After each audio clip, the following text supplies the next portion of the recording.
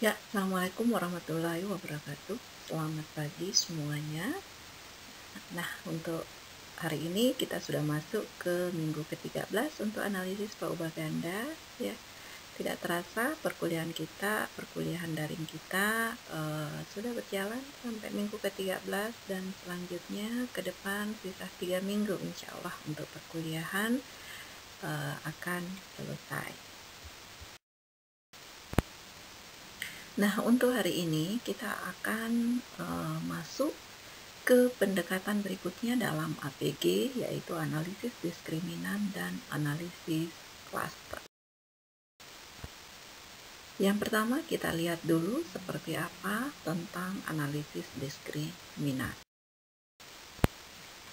Nah, gambaran umum dari analisis diskriminan ini adalah kita lihat dulu untuk jenis datanya. Misalkan kita memiliki data respon yang berbentuk kategori dengan memuat beberapa prediktor. Ya. Nah, data ini akan diklasifikasikan, akan dikelompokkan pada setiap kategori Y berdasarkan dari prediktor X. Dan yang mana tidak ada X nanti yang akan masuk ke dalam dua atau lebih kategori. Ya, jadi setiap X itu hanya masuk ke dalam satu kategori.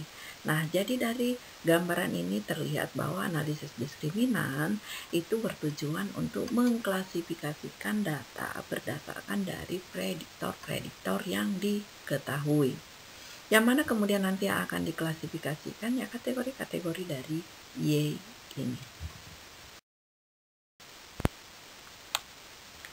Ya, analisis diskriminan ya, jadi kita bisa mengatakan bahwa ini merupakan metode multivariat yang dapat mengelompokkan, mengklasifikasikan sejumlah objek ke dalam beberapa kelompok berdasarkan beberapa variabel prediktor.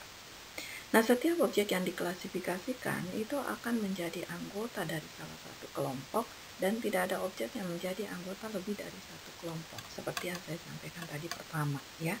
Nah, kemudian dalam analisis diskriminan itu nanti akan ada suatu fungsi yang namanya fungsi diskriminan yang akan membedakan suatu objek masuk ke dalam suatu kelompok tertentu berdasarkan dari pengamatan terhadap objek tersebut. Nah, selanjutnya asumsi dari variabel prediktor dalam multivariat itu adalah random, sedangkan responnya itu adalah fix. Berbeda pada model-model yang kita pelajari sebelumnya dalam model regresi linier. Regresi linier yang mana responnya itu adalah random, kemudian prediktornya itu adalah fix. Nah, kita ambil contoh di sini, seperti yang terjadi saat sekarang ini dengan pandemi corona ya.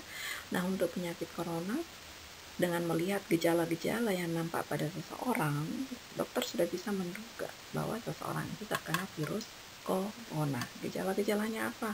Batuk, sesak napas, demam tinggi, dan lainnya. Ya. Contoh yang lain, misalkan kita mau melihat kualitas durian.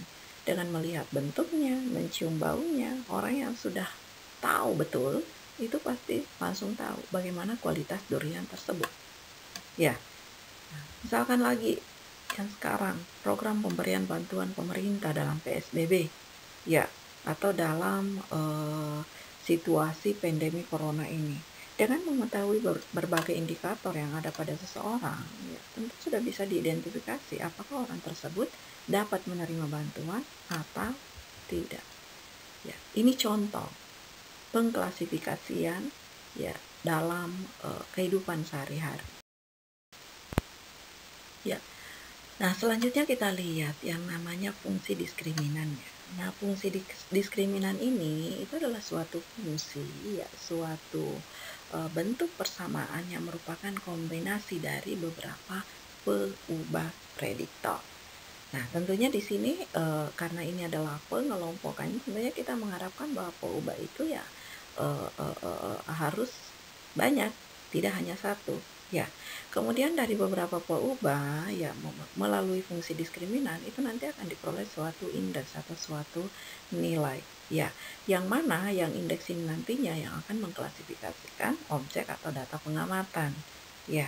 Nah, kemudian dalam diskriminan ataupun dalam metode-metode pengklasifikasian secara statistik, tentunya tidak ada yang kemudian bisa secara sempurna mampu mengklasifikasikan 100% dengan tepat data-data kita.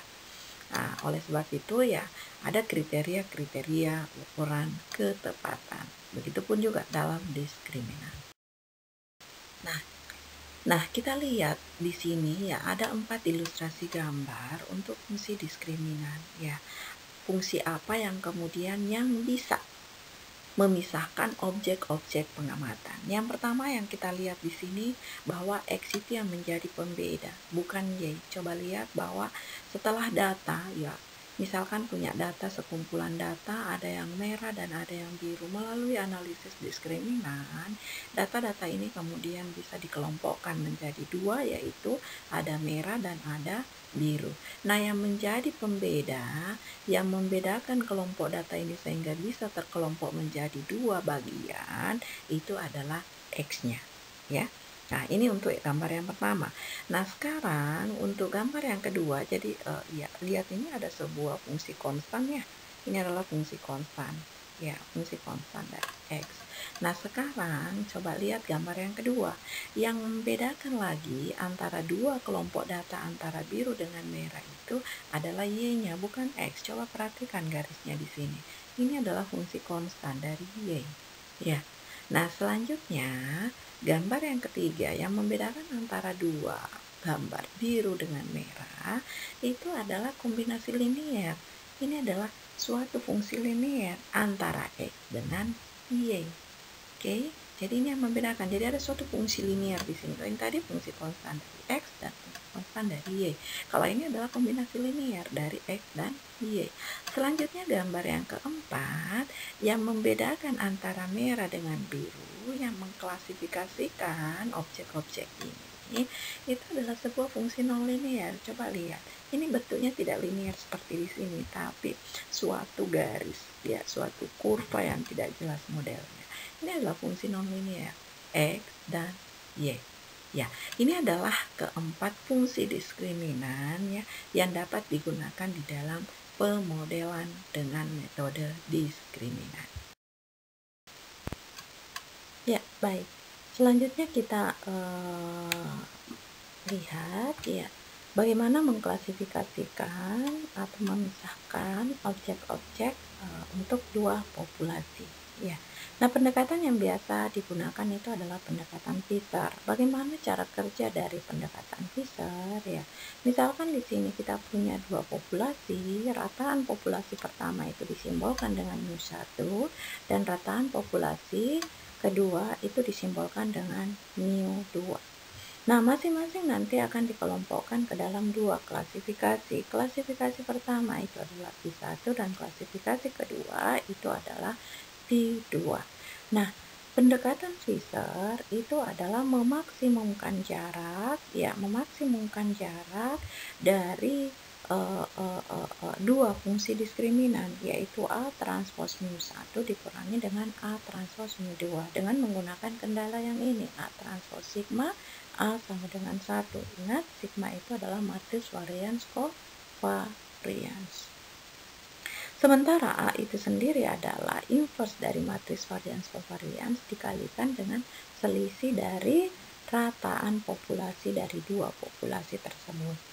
Nah, sekarang misalkan kita punya X suatu data ya, kita ingin tahu X ini masuk di kelompok yang mana, apakah dia masuk ke P1 atau masuk ke P2.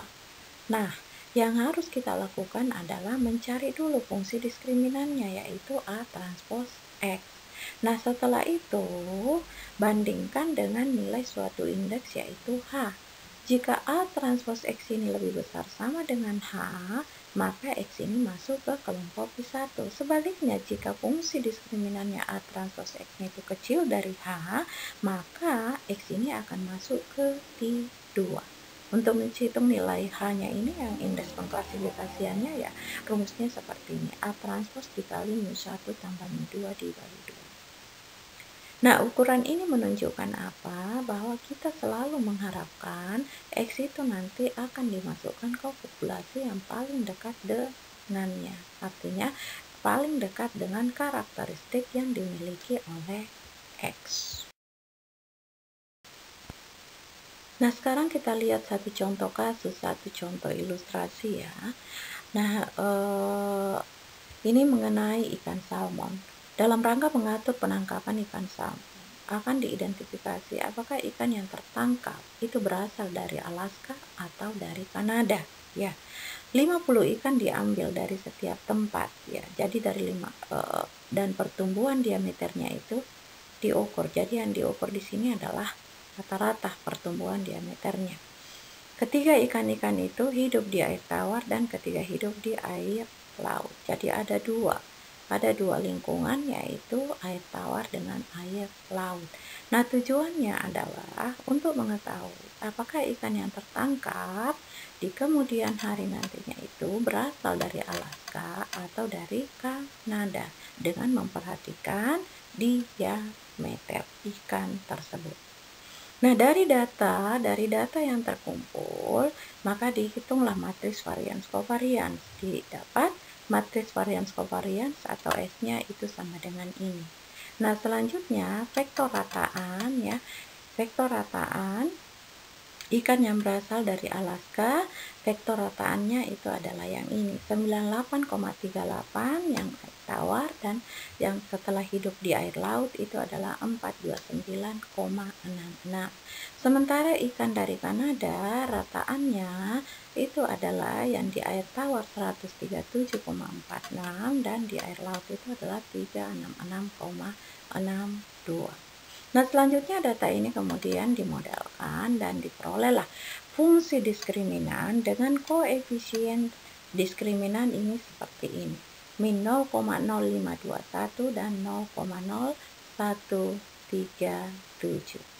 Dengan indeks pengklasifikasian atau nilai H itu adalah min 0,5657. Jadi ini yang menjadi ukuran klasifikasi nantinya. Masuk dalam kelompok yang pertama atau kelompok yang kedua.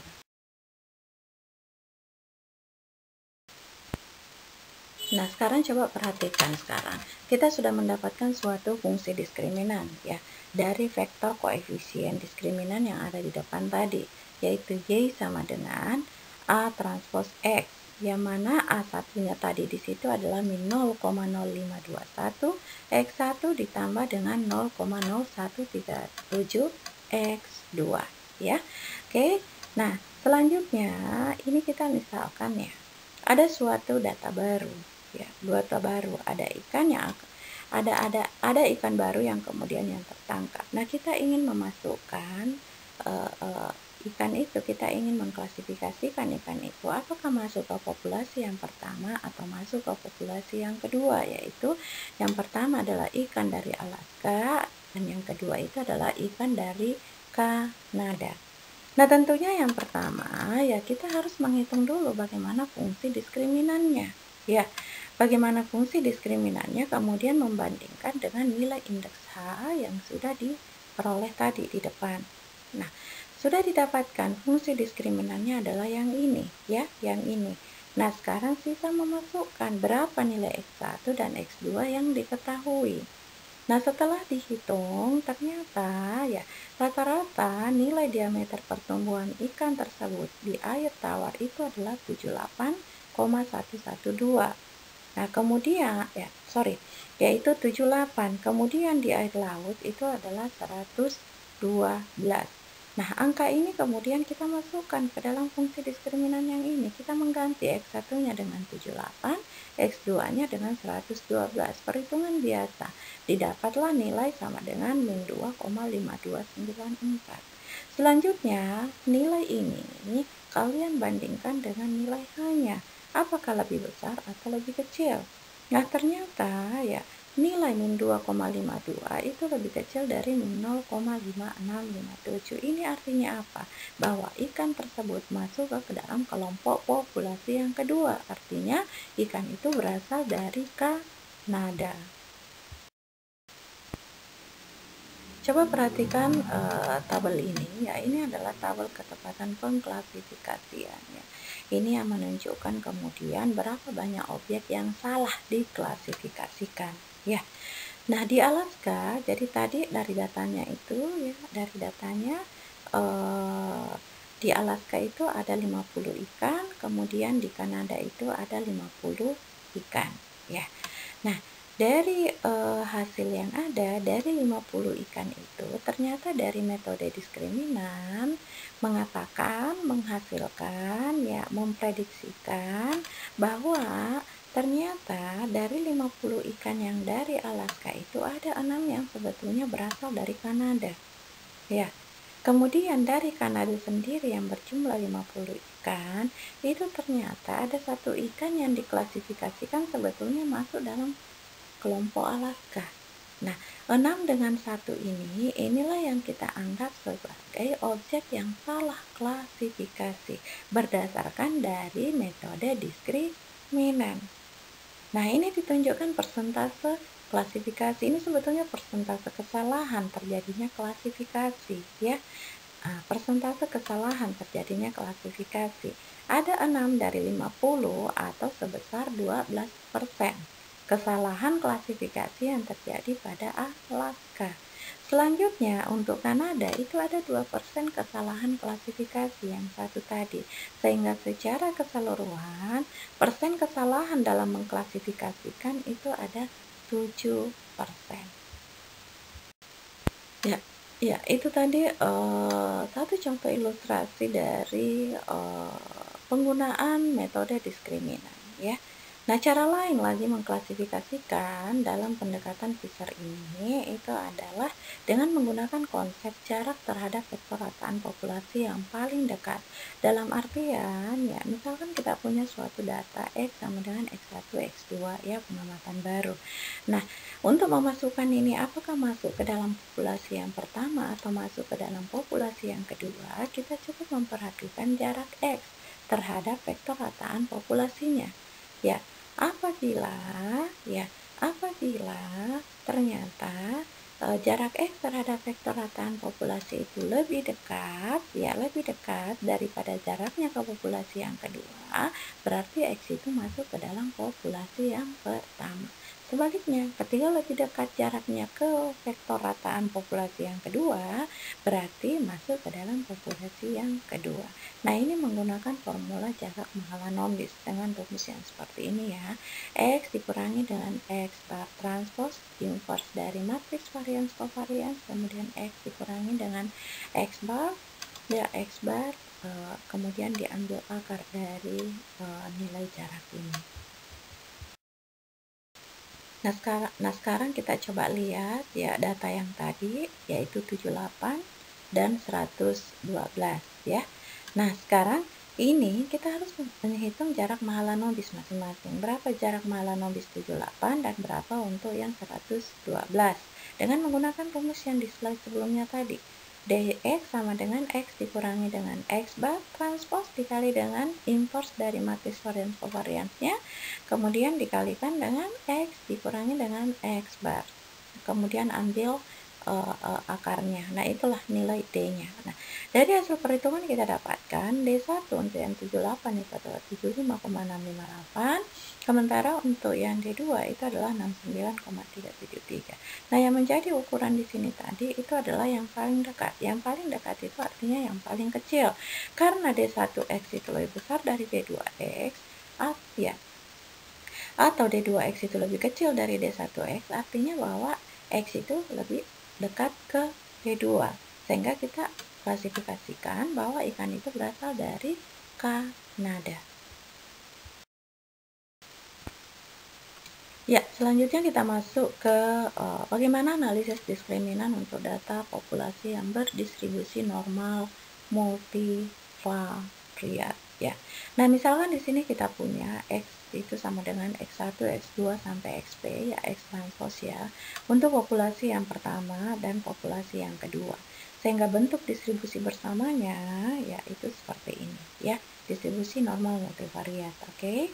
Dengan parameter-parameter yang diketahui di sini, mu-nya diketahui dan variansnya diketahui. Nah, di sini kita mencari sebuah nilai ACM, ya, expected cost of misclassification. Dengan rumus seperti ini, ya. dari nilai-nilai yang ada di sini itu dibandingkan dengan suatu ukuran seperti ini. Nah, selanjutnya ini kalau untuk dua populasi.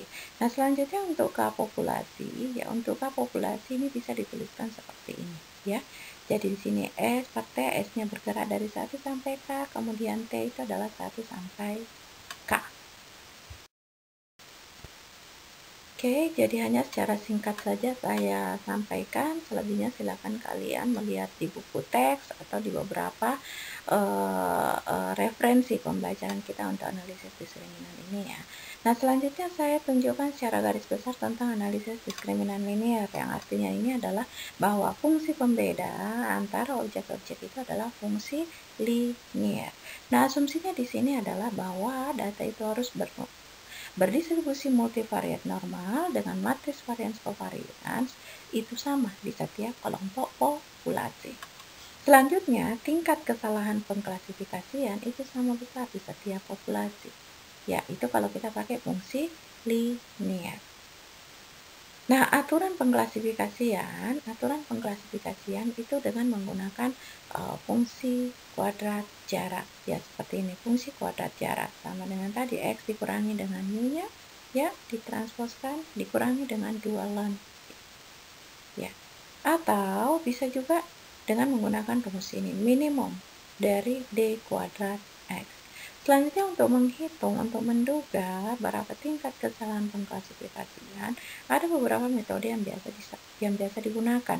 Ada yang menggunakan error rate, ER, kemudian validasi silang, upper, apparent, error rate, kemudian ada yang menggunakan p-pair, posterior probability error rate. Ya, ada yang dikenal lagi istilah analisis diskriminan kuadratik. Nah, pada saat kapan ini digunakan? Ketika distribusi tetap multivariat normal, tetapi matriks varians covariance-nya itu tidak sama di setiap populasi, ya. Nah, kemudian jarak yang digunakan yaitu sama saja dengan tadi, cuma perbedaannya itu pada kuadrat jarak ini ada pada ini ditambahkan dengan ln dari matriks varians covariance, ya. Nah, ini barangkali tentang analisis diskriminan. Banyak hal yang kemudian tidak bisa kami sampaikan secara mendetail. Silakan kalian bisa pelajari sendiri. Untuk analisis diskriminan kuadratik ini sudah banyak yang mengangkatnya menjadi materi skripsi. Dan selanjutnya kita akan masuk ke analisis klaster. Merupakan salah satu metode pendekatan yang juga untuk mengklasifikasikan objek. Nah, apa itu analisis klaster? Analisis klaster ini adalah merupakan salah satu metode multivariate yang mampu menggabungkan beberapa objek ke dalam kelompok-kelompok berdasarkan dari sifat kemiripannya atau sifat ketidakmiripan antara objek tersebut. Ya. Antara objek dalam kelompok yang sama itu memiliki kemiripan, sementara antar objek pada kelompok yang berbeda itu memiliki sifat yang tidak mirip, jadi berbeda karakteristiknya ya. Jadi pada kelompok yang pertama, objek-objeknya itu yang memiliki karakteristik yang sama, sementara objek pada kelompok 1 dengan kelompok 2 yaitu memiliki karakteristik yang berbeda. Nah, dalam analisis klaster, kita perlu mendefinisikan bagaimana sifat kemiripan atau ketidakmiripan yang diinginkan pada objek, ya. Dan ketidakmiripan itu diukur biasanya dengan menggunakan jarak Euclidean, jarak Manhattan, atau jarak Mahalanobis, ya. Jadi, sungguhnya kalau masalah pengklasifikasian, ya memang kita akan terkait dengan yang namanya jarak. Nah, ukuran kemiripan dan ketidakmiripan dari dua buah objek ya. Nah, di sini misalkan dua buah objek itu ya kita simbolkan dengan A dan B dan jaraknya itu dinyatakan oleh D, A, B. Nah, jarak untuk A, B itu tentunya lebih besar sama dengan 0. Kemudian jarak objek pertama dengan dirinya sendiri itu pasti sama dengan 0. Nah, jarak A ke B itu sama dengan jarak B ke A. Selanjutnya, jarak A ke B itu akan meningkat seiring ketika objek A dan B itu semakin tidak mirip. Jadi semakin tidak mirip objek itu, maka jaraknya juga akan semakin besar. Jarak antara AC itu akan lebih kecil sama dengan dari jarak A, B ditambah dengan jarak B ke C. Nah, asumsinya semua pengukuran itu di sini itu akan bersifat numerik. Ya, kita lihat konsep jarak yang biasa digunakan. Yang pertama jarak Euclid. Nah, rumusnya yang seperti ini yang biasa ya, kita sudah terbiasa dengan jarak Euclidean ya, jarak dua buah titik. Kemudian jarak Manhattan, jarak Minkowski ya, seperti ini, terpangkat setrika. Kemudian jarak Mahalanobis, nah ini yang paling banyak juga digunakan ya, dengan mempertimbangkan yang namanya matriks variance covariance ya. Ini yang paling banyak digunakan jarak Mahalanobis. Kenapa ya? Karena orang statistik itu datanya banyak, sebaran-sebarannya besar, sehingga perlu memperhatikan yang namanya matriks variance covariance. Nah, selanjutnya metode cluster ya. Secara umum ini metode cluster ada 3 ya. Ada yang namanya metode grafik, ini biasanya dipakai dalam tahap profiling ya. Kemudian metode cluster hierarki dan metode cluster non hierarki. Nah, metode grafik ini itu adalah sebetulnya penggambaran dari kondisi data. Ada yang biasanya menggambarkan dengan plot profil ya. Plot profil ini apa ya? Dia hanya menggambarkan bagaimana kondisi data dengan grafik-grafik garis. Kemudian plot Andre yang biasanya digambarkan dengan suatu fungsi sinus. Kemudian plot modifikasi Andre ya. Nah, kekurangan dari metode grafik ini ya, kita tidak bisa menggunakannya pada skala data yang besar ya. Karena ya memang hanya penggambaran profil saja bagaimana kondisi dari data itu. Kemudian yang kedua adalah metode cluster hierarki. Metode cluster hierarki ada yang biasanya menggunakan metode aglomeratif dan ada yang menggunakan metode hierarki divisif, yaitu pemisahan. Nah, ukuran-ukuran cluster yang biasanya digunakan itu ada ya pautan tunggal, ya single linkage, ada pautan lengkap, komplit, pautan sentroid ya berdasarkan dari sentroidnya atau berdasarkan dari mediannya atau berdasarkan dari rataannya. Nah, metode yang ketiga itu adalah metode cluster non hierarki. Nah, ini barangkali kalian sudah sangat familiar, biasanya dengan menggunakan K-means cluster. Nah, mari kita lihat satu ilustrasi ya, suatu data ya. Ini suatu data 7 mata pelajaran, jadi data ini langsung saya ambil dari materi sebelumnya yang sudah ada, yang dari slide yang sudah ada sebelumnya dari universitas lain. Ini ada 7 mata pelajaran, yaitu matematika, fisika, biologi, dan seterusnya. Ada 6 mahasiswa yang terlibat, yang dihitung ya, itu adalah Andi, Beni, Budi, Ika, Maya, dan Ana, dan semuanya ada datanya seperti ini. Nah, data tadi itu kita mau kelompokkan ya. Nah, yang pertama itu kita bisa kemudian gambarkan data itu karena datanya sedikit dengan menggunakan metode grafik profiling ya. Nah, ini dengan nilai-nilai tadi ini cuma digambarkan melalui grafik-grafik. Perubahan-perubahan dari setiap data, bentuk-bentuk grafik dari setiap orang ini bisa kemudian kita pelajari dari plot ini. Ya, sangat sederhana. Tapi dari plot ini kemudian bisa memberikan satu informasi kepada kita bahwa si Andi, Maya, ya, itu mempunyai profil yang mirip. Coba dilihat. Ini antara apa? Ini yang biru dengan yang ungu. Dia memiliki profil yang mirip. Keduanya mempunyai kemampuan yang tinggi di bidang IPA. Karena di sini ya, dia tingginya di sini kemudian turun di bagian SOS. Oke. Nah, selanjutnya kecenderungan lain yang bisa kita lihat, kelompok yang lain yang bisa kita lihat adalah si Beni yang warna pink, kemudian si Budi yang warna kuning, dan si Ana yang warna merah. Ini yang 3 itu juga memiliki kesamaan. Coba lihat, perhatikan bagaimana pergerakan plotnya, itu hampir ada kesamaan, ada kemiripan, sehingga kita bisa kelompokkan 3 orang ini menjadi satu kelompok yang sama. Dan mereka tinggi adanya di sini adalah di ilmu-ilmu sosial, sejarah sampai dengan SOS, sehingga kita bisa mengatakan bahwa Beni, Budi, dan Ana itu adalah pecinta bidang ilmu sosial. Selanjutnya si Ika, ini si Ika sendiri. Coba lihat si Ika yang berwarna hijau. Dia memiliki plot yang berbeda dengan yang lain ya. Tapi ini berada pada kelompok yang yang lain. Dia mempunyai karakteristik yang sendiri. Coba perhatikan ya. Iya, jiwa seninya dia tinggi. Kemudian di tiba-tiba dia turun, tetapi di sejarah dia tinggi. Nah, inilah yang kemudian yang bisa kita gambarkan dari plot ini. Jadi kita bisa membentuk 3 klaster ceritanya.